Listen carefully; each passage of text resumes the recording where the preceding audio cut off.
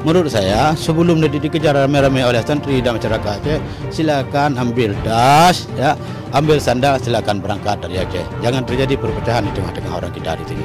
Silakan berangkat sebelum dihajar oleh rakyat.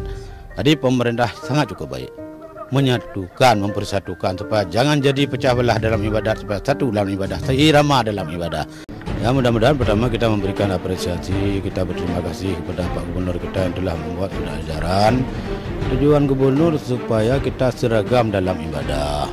Jangan terjadi perpecahan. Berbicara mazhab, kenapa harus mazhab Syafi'i? Karena kita di Aceh yang membawa Islam ke Aceh, ulama-ulama kita dulu, orang ini orang mazhab Syafi'i. Mazhab yang lain, Maliki, Hanafi, Hambali, Syafi'i, semua itu mazhab yang bagus. Cuma kita di Aceh dan kita mazhab Syafi'i. Jadi kita jalankan mazhab yang sudah ada. Kalau memang mau amalkan mazhab yang lain, carakan cara pribadi, jangan dibawa ke umum. Apalagi orang yang tidak bermazhab. Yang tidak bermazhab tidak boleh. Nah, karena ulama kita sudah membawa cara mazhab. Berpegang kepada mazhab sama juga berpegang kepada sunnah, karena orang mazhab ini pegangannya kepada Al-Quran dan hadis juga. Kita kalau membuka Al-Quran langsung melihat hukum dalam Al-Quran langsung, kita belum mampu. Ada masalah langsung pulang ke rumah lihat Al-Quran, siapa yang bisa? Enggak ada yang bisa. Jadi akhirnya kita harus ikut ulama. Kebetulan ulama kita ya ulama Ahlussunnah wal Jamaah mazhab Syafi'i. Karena Ahlussunnah Jamaah, Maliki, Ahlussunnah Jamaah, semua itu Ahlussunnah Jamaah. Asy'ariyah dan Maturidiyah gitu. Maka kita himbau di Aceh Besar kembali kepada apa yang telah dihimbau oleh Pak Gubernur. Ada surat edaran mengajar mazhab Syafi'i, ada Ahlussunnah Jamaah. Sudah aman. Ini kenapa aman? Karena selalu kita buka pintu orang luar masuk. Orang luar itu yang ada dari banyak orang luar yang masuk yang ingin Aceh ini supaya jangan aman.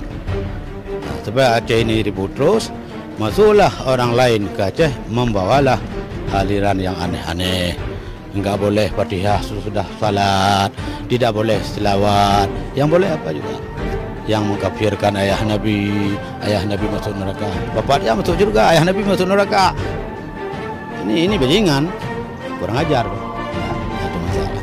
Nah, maka mudah-mudahan orang-orang yang ingin tidak mau bermazhab jangan di Aceh, karena ada Aceh. Oh, kami enggak mau bermazhab, ya keluar dari Aceh. Kenapa harus ke Aceh? Ke Aceh masih banyak ulama-ulama kita Ahlussunnah wal Jamaah, banyak pimpinan pesantren, ada MPU-nya. Kenapa dia harus masuk kemari membuat pecah belah di tengah-tengah umat?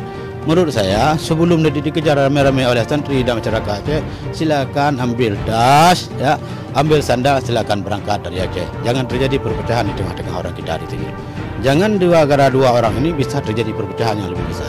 Mudah-mudahan yang dua-dua berapa orang itu kelompok kecil itu segera berangkat dari Aceh sebelum Raya Aceh marah.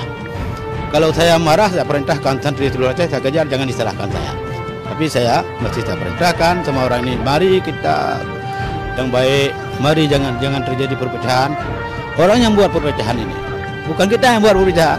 Orang yang masuk, yang baru-baru belajar, ada hadis 2, ada hafal Al-Quran sedikit, dia sudah membuat perpecahan di tengah-tengah umat. Silakan berangkat sebelum dihajar oleh rakyat.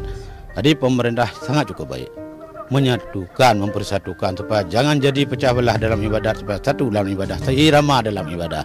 Terima kasih kepada Pak Gubernur. Terima kasih kepada